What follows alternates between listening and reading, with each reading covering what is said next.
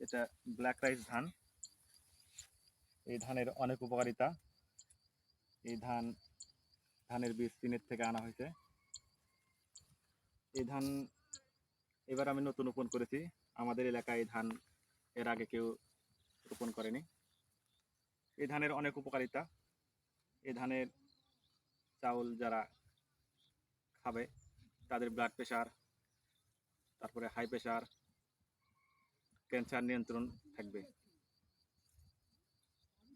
এই ধান আমি নতুন করায় অনেকে আমাকে বলেছে নতুন ধান আমাদের এলাকায় হয় না।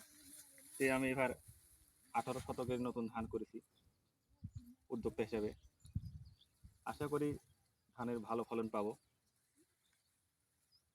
এই ধানের বাজার মূল্য অনেক বেশি অন্যান্য ধানের তুলনায়।